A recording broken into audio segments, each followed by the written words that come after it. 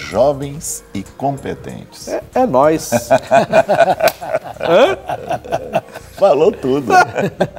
É nós. É nós. Nós estamos até assistindo desenho animado. Ué. Meu Deus do céu, o programa começou com o Shurek. Jesus toma conta. É, então, mano. Nós temos aqui Daniel 1, de 4 a 12, que fala assim: jovens sem nenhum defeito, de boa aparência, instruídos em toda a sabedoria, doutos em ciência, versados no conhecimento, e que fossem competentes para assistirem no palácio do rei e lhes ensinasse a cultura e a língua dos caldeus. Determinou-lhes o rei a ração diária das finas iguarias da mesa real e do vinho que ele bebia, e que assim fossem mantidos por 3 anos, ao cabo dos quais assistiriam diante do rei. Entre eles se achavam dos filhos de Judá Daniel, Ananias, Misael e Azarias. O chefe dos eunucos lhe pôs outros nomes, a saber, Daniel, o de Belsazar, Ananias, o de Sadraque, a Misael, o de Mesaque, e Azarias, o de Abinego. Resolveu Daniel firmemente não contaminar-se com as finas iguarias do rei, nem com o vinho que ele bebia. Então pediu ao chefe dos eunucos que lhes permitisse não contaminar-se. Ora, Deus concedeu a Daniel misericórdia e compreensão da parte do chefe dos eunucos. Disse o chefe dos eunucos a Daniel: tenho medo do meu senhor, o rei, que determinou a vossa comida e a vossa bebida. Por que, pois, veria ele o vosso rosto mais abatido do que os dos outros jovens, da vossa idade? Assim poreis em perigo a minha cabeça para com o rei. Então disse Daniel ao cozinheiro-chefe, a quem o chefe dos eunucos havia encarregado de cuidar de Daniel, Ananias, Misael e Azarias: experimenta, peço-te, os teus servos 10 dias, e que nos deis legumes a comer e água a beber. Foi a condições que foi colocada, né? Os triunfantes babilônicos levaram a Daniel e outros jovens hebreus vigorosos ao seu rei, que desejava prepará-los como líderes. Que qualidades o rei buscava? Essas qualidades encontradas em Daniel e em seus amigos são, sem dúvida, pré-requisitos para uma vida de sucesso. Então nós vamos ver essa qualidade aqui, mas primeiro nós vamos ver com o pastor Rogerinho aqui o que aconteceu com esses jovens. É muito interessante, Guerra, quando nós paramos para pensar sobre uma perspectiva dos jovens, mas associando esses jovens a um nível de competência para o exercício daquilo que eles estavam sendo designados. Sim. Eles passariam por um treinamento? Sim. E esse treinamento seria um treinamento, uma imersão completa dentro da cultura babilônica. O que seria isso? Eles seriam levados para o palácio do rei, eles teriam que comer a comida do rei, isto é, aquilo que se servia na Babilônia. Então, os costumes alimentares, os costumes sociais, eles teriam que ser instruídos em todas as coisas concernentes ao reino, porque eles serviriam dentro do palácio, eles teriam que aprender a língua dos caldeus. Então, eles seriam, na realidade, treinados e passar por um processo de transculturar. Eles teriam que deixar para trás a cultura anterior, que era a cultura judaica, e passar a ter a cultura que era a cultura babilônica. Né? E nós vamos ver isso, inclusive, já até vimos em outros programas, como era interessante a questão dessa cultura, até mesmo na questão religiosa, o quanto que muitas vezes isso foi imposto a eles, né? Essa transferência dessa cultura, inclusive no aspecto religioso. Agora, uma das coisas que nós precisamos muitas vezes entender é que existe o jovem que normalmente nós associamos como pessoas que estão imaturas. E não muitas vezes ligamos os jovens a um nível de competência. Então nós temos, em um ponto, aquilo que nós chamamos de pessoas jovens, no outro, um nível de competência que nós desejamos que eles alcancem. Não é porque queremos os competentes que rejeitamos os jovens, mas também não é porque eles estão jovens que eles não vão alcançar a competência.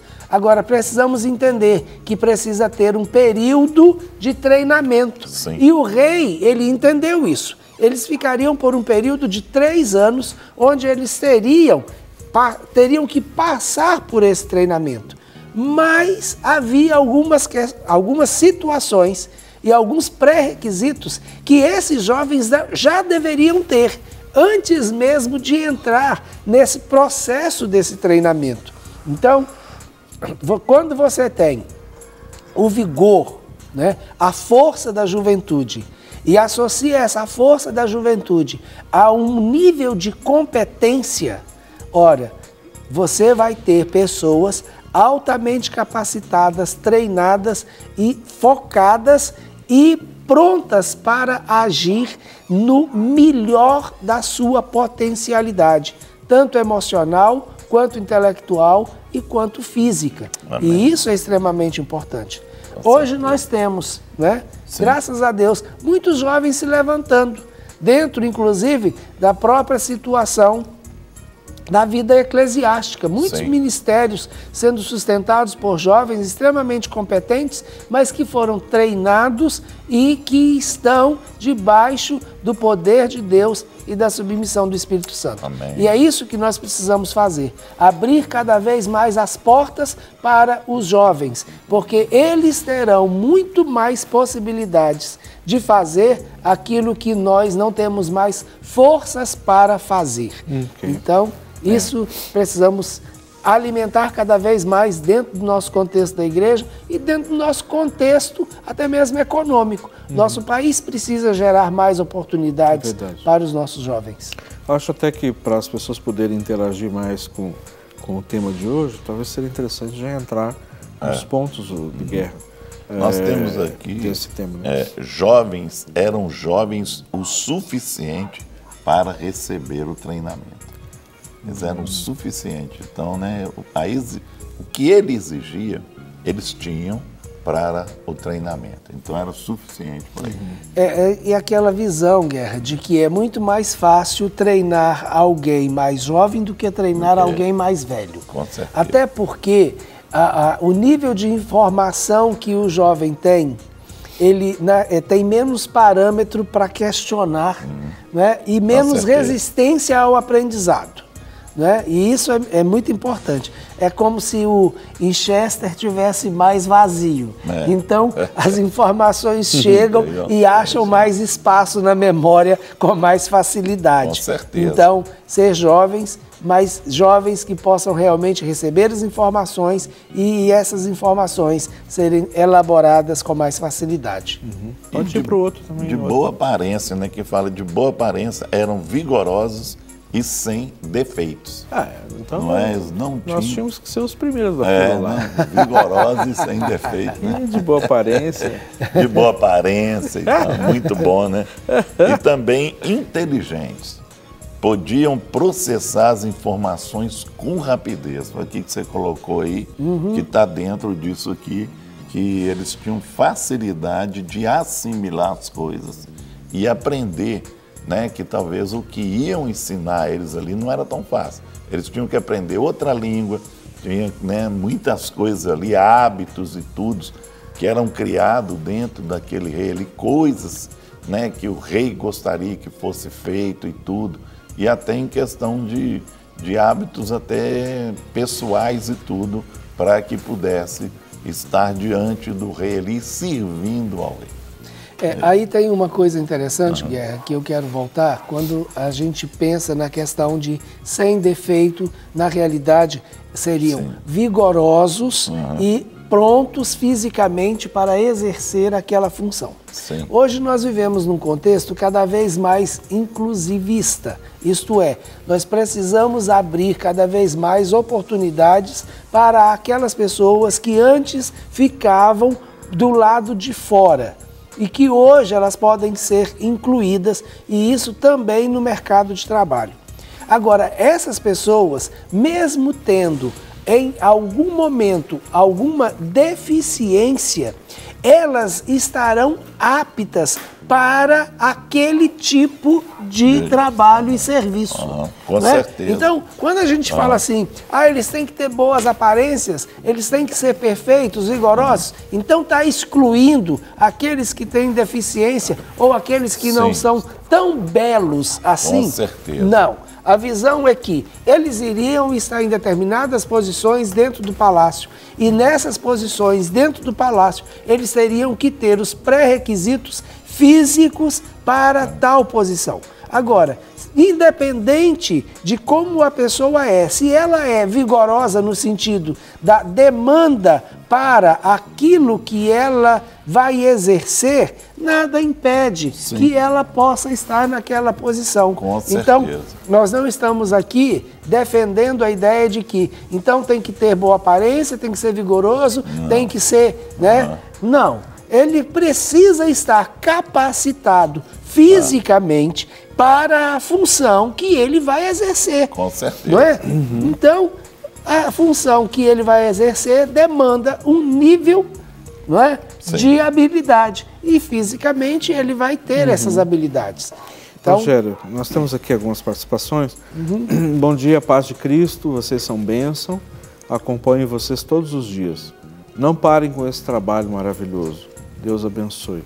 Obrigado, minha irmã. DDD 21, né, do Rio de Janeiro. Obrigado pelo carinho, viu? O nosso desejo é esse, é não parar, né? Queremos continuar firmes aí, né? Amém. Peço oração para os meus filhos que estão desviados. É a irmã Serine, DDD 62, deve ser Goiânia, né? Goiás, aquela região. Nós vamos orar aqui no final do programa. Tem uma perguntinha aqui, Guerra. Essa aqui é para você. Por favor, me fale sobre o dízimo, se tem que ser batizado para dar o dízimo. Paz do Senhor a todos, DDD 16, interior de São Paulo. Rogério, eu creio assim que a partir da hora que a pessoa ela recebeu Jesus como Senhor e Salvador, ela pode ser dizimista. E ela entendeu o que é dízimo, não é? Você entendeu? Não quer dizer que ela tenha que ser batizada para dizimar, não. E dízimo é uma coisa do coração. Exato. Você entendeu?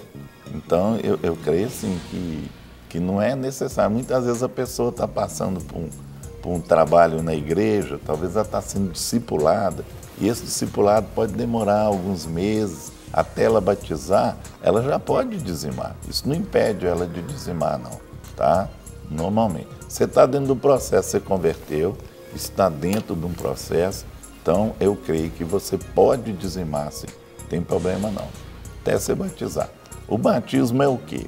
É uma confirmação daquilo que você fez, do ato que você fez. Você está confirmando diante das pessoas que realmente você morreu para o mundo e nasceu em Cristo. Ele é isso. Então, você já converteu, está tudo no esquema. Eu vou um pouquinho além, Guerra. Então, você não precisa necessariamente nem estar dentro de um contexto da igreja esperando o batismo para entregar parte daquilo que você recebe. Aliás, um dos princípios de riqueza significa você não reter e uma parte daquilo que você tem, você dar ou compartilhar. Esse é um dos princípios de riqueza. O verdadeiro rico, ele não retém. O verdadeiro rico, ele vai compartilhar e abundar na vida das outras pessoas. A Bíblia cita um exemplo muito interessante, que é o caso de Cornélio no livro de Atos dos Apóstolos. Sim. Cornélio, antes de ouvir a respeito de Jesus e antes mesmo de receber Pedro em sua casa, a palavra de Deus diz muito claramente que Deus ouviu a sua oração e as suas ofertas chegaram diante do Senhor. Então, aquilo que você faz em temor ao Senhor e entrega em temor ao Senhor, o Senhor recebe. Então, o princípio ele não é apenas para quem está dentro da igreja, não é apenas para quem está batizado ou não. O princípio é daquele que tem um desejo de ver um mundo transformado. E isso vale a pena. Amém. Tem uma pergunta aqui, de 74.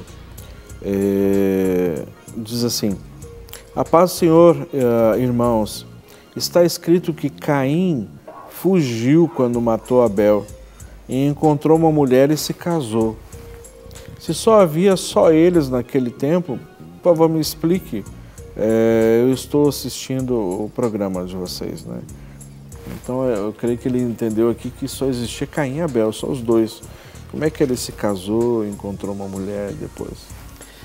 Rogério, é muito interessante porque essa não é uma dúvida de uma pessoa só. O que nós precisamos, eu não vou também estender, claro. Mas o que nós precisamos entender de uma maneira muito clara é que a Bíblia não cita, na grande maioria dos momentos, nenhuma mulher na genealogia de ninguém. Ele só cita o homem nas genealogias, tá certo? Então, é muito provável que haviam mulheres e que estavam, tá certo?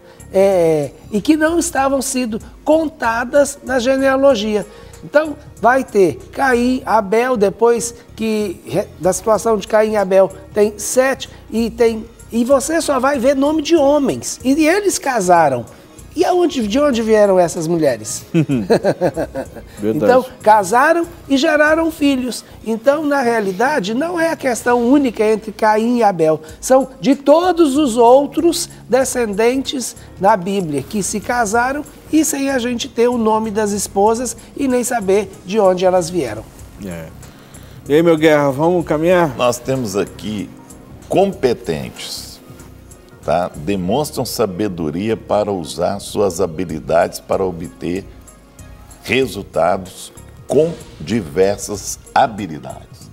Não é? Com diversas habilidades e se tornam o quê? Competentes para resolver. Foi a exigência que teve e realmente eles tinham isso para apresentar, né? E com o coração de servo, não é? Olha, tá a chave. Esses não adianta aqui, ter habilidade, competência. Se não tem um coração de servo. Para servir o Senhor. Esse é o famoso 3 em 1, né? É isso mesmo. Porque agora é muito interessante porque você pode ter habilidades e não ter competência para fazer aquilo gerar um resultado. Com certeza. Então a competência é quando eu pego aquilo que eu tenho e aquilo que eu tenho eu vou aplicar de uma maneira que eu alcance o resultado desejado. Isso é ser competente, né? Muitas vezes a gente não precisa nem ter muitas habilidades, mas sabendo usar as poucas habilidades que nós temos, nós vamos realmente alcançar algum resultado. O inverso já não é verdade. Sim, eu tendo muitas habilidades, mas não sabendo usar essas habilidades, eu não alcanço resultado nenhum. Canalizar, né, para o Senhor. É aquele negócio. Eu estou com as mãos cheias de ferramentas, mas não sei usar nenhuma delas. Agora, se de repente você tem um alicate e uma chave de fenda, você resolve muita coisa só com essas duas. É o caso do Leandro, né? O MacGyver, né? Aquele ali, com pouca coisa na mão, ele resolve muita coisa. Agora, a questão de ser servo, ele vai te conectar a uma visão maior, que é a visão do seu Senhor. Sim. Então, você usar as suas habilidades e alcançar os resultados, não somente os resultados que você quer, mas os resultados que o seu Senhor deseja que você alcance. E isso tem que ser extremamente importante. E eu tenho, sabe, Rogério, assim, quisera todos os nossos jovens terem essa visão de usar exatamente aquilo que tem, ainda que possa ser pouco em relação àquilo que ele pode ter, porque é claro que à medida que ele vai caminhando, ele vai conquistando mais conhecimento, adquirindo e desenvolvendo mais habilidades, tendo mais e mais recursos, quisera estes, com os recursos que tem, com o vigor que tem, caminhar na direção do propósito que Deus tem para a vida deles. Olha, isso seria algo avassalador. O mundo não poderia deter. Né? Verdade. Então, precisamos ter essa visão cada vez mais fortalecida no nosso meio. Ok. Ô Guerra, tem uma perguntinha aqui que eu acho que ela se encaixa direitinho para você. Pastores, a paz. Como faço para ter estabilidade emocional? Tudo que acontece me abate. Viver assim um mundo cruel é difícil. E aí? TDD 31 daqui. Olha, a primeira questão aí é que a plataforma emocional dele está toda... Né? Você perdeu a sua plataforma emocional. Por isso que está acontecendo isso.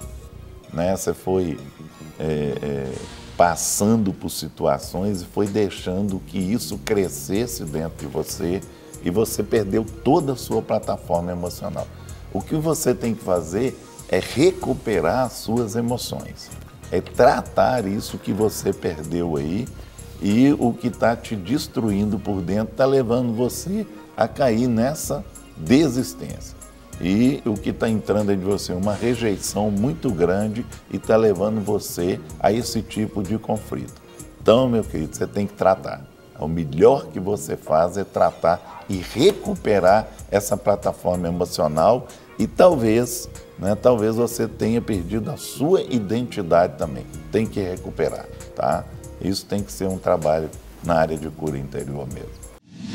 Para receber todas as novidades do canal, inscreva-se e se curtir o vídeo, clique em gostei. Aproveite para acompanhar a Rede Super nas redes sociais.